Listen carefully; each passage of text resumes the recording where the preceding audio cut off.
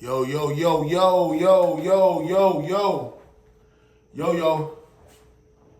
What's good with it? What's good with it? It's the homie Mac. Music, art, culture, knowledge. Each one teach one. Peace and love.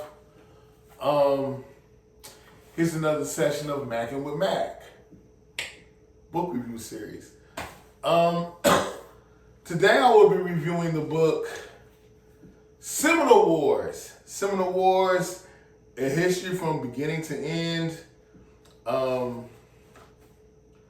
Published, copyright 2021 by Hourly History. So there was no specific writer, no name mentioned. It's more of a collective, so Hourly History. Seminoles. Seminole. Knowles, if you're a Florida State person. But I'm not gonna lie. After reading all this and the knowledge that I gained from this, I'm definitely I have somewhat of a little bit of more respect, a partiality. Is that a word? Partiality, partial to Florida State University, knowing that they don't have a mascot, they have a symbol. Chop, and I've always been one of the guys that's been like, I get it. African Americans may have Native or indigenous people in their blood, but I feel like a lot of Natives don't necessarily claim ADOS, American descendants of slavery. African Americans, I don't necessarily feel like they claim us. If they do, I just haven't seen it. So I don't know. I guess the let me take my bias and partiality out of this. Bottom line, this book, Seminole Wars, it basically, it's not a long book. It might be 60 pages, but it gives a very detailed, for sake of brevity, it's brief, but it gives a very detailed explanation of the Seminole Wars. The Seminole Wars, which took place between 1816 and 1858. So there are 3 Seminole Wars. So that's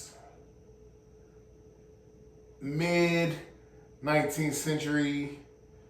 So that's like 1816, 1817, towards the latter half of the 19th century, 1855, 1858.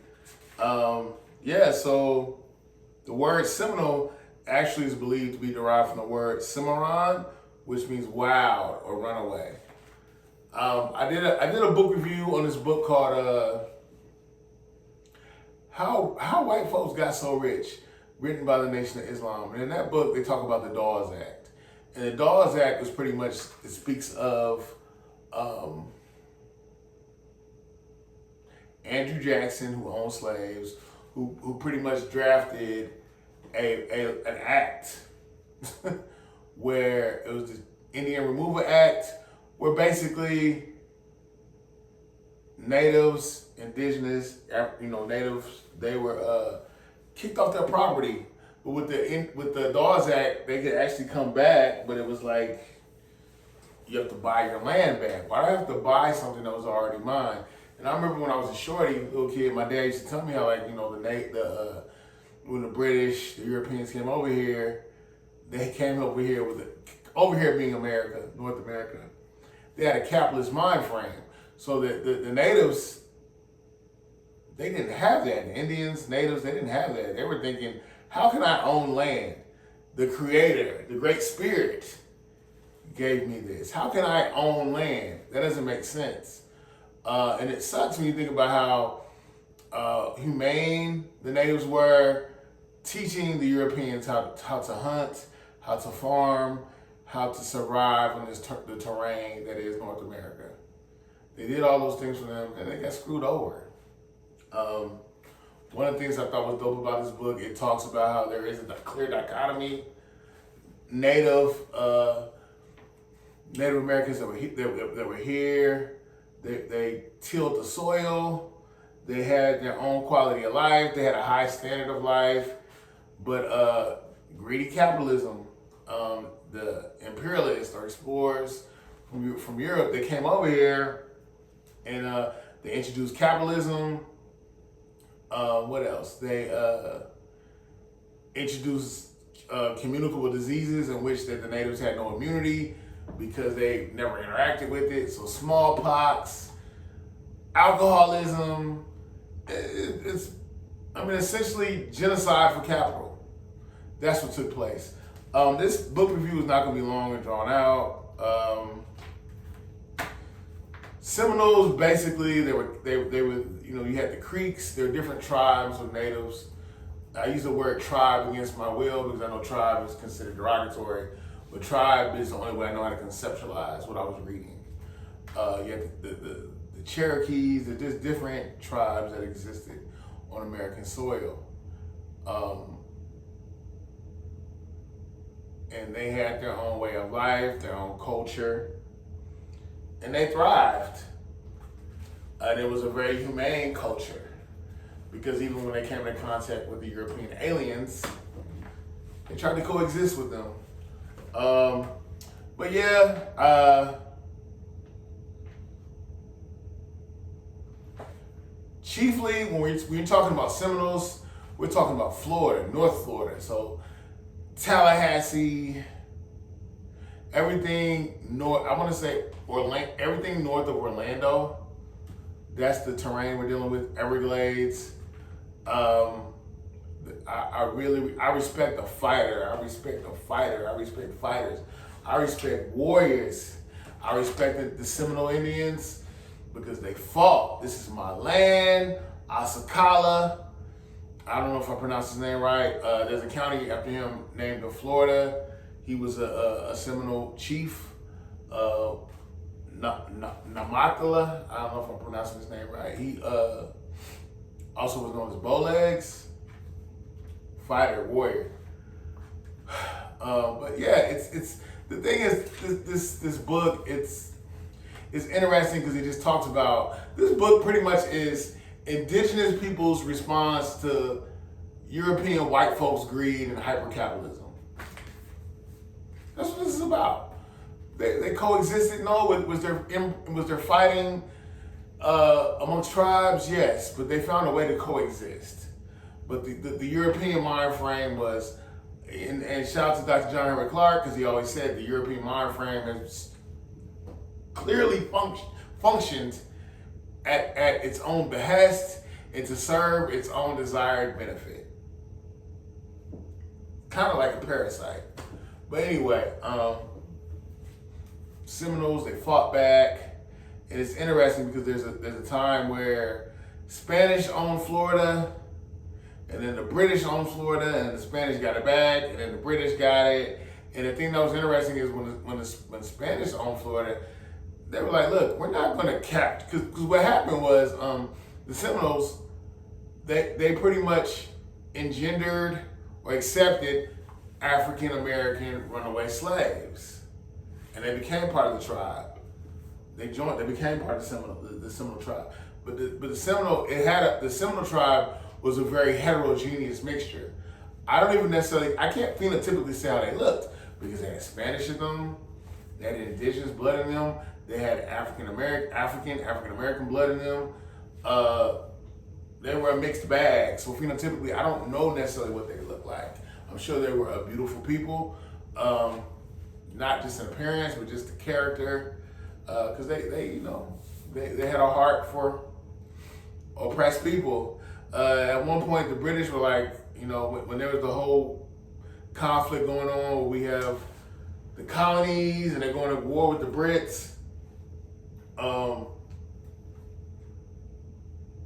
The Seminoles, in the context of that time, they still embrace runaway slaves. We're not about to turn y'all back into y'all masters or owners. You join our tribe. I think that's a very humane reality. But yeah, this book, it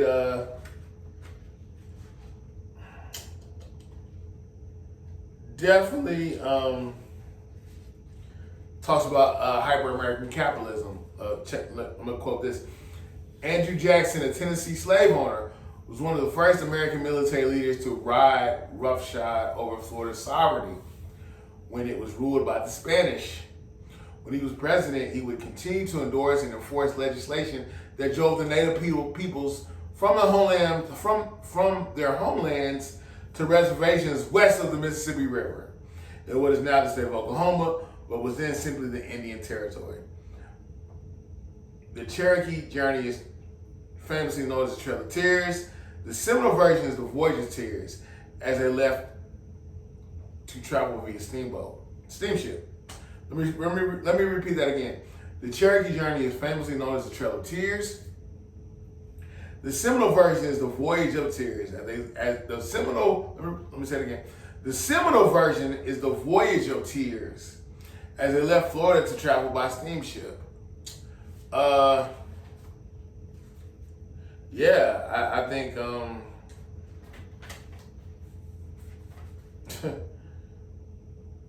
fast forward, 1885, Floridian legislators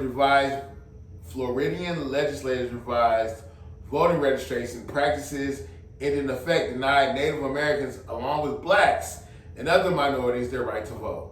Nevertheless, the remnant of those 200 Seminoles who remained in Florida continued to maintain their independence as they supported their traditional ways. Not all of the Seminoles were boarded the steamship heading for the Indian Territory, Oklahoma, modern day Oklahoma. But they continued the journey that the tribe regards as the Voyage of Tears. Instead, when the steamship stopped to refuel at St. Mark's, south of Tallahassee, Parker, a tribeswoman, got off the ship. Traveling by night, she walked more than 300 miles in less than a week to return to her people near Lake Okeechobee.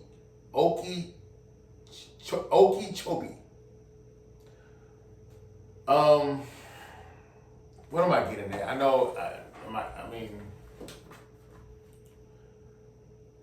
I respect people who are willing to fight. I think I mentioned that earlier. People that have a righteous indignation. Again, this book is not very long, but it speaks to the warrior spirit of the Seminoles and how they had a love for humanity, for themselves. A lot of their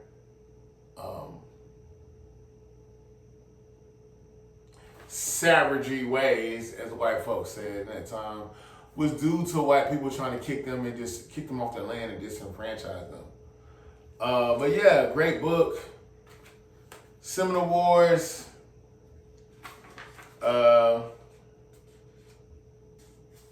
Introduction.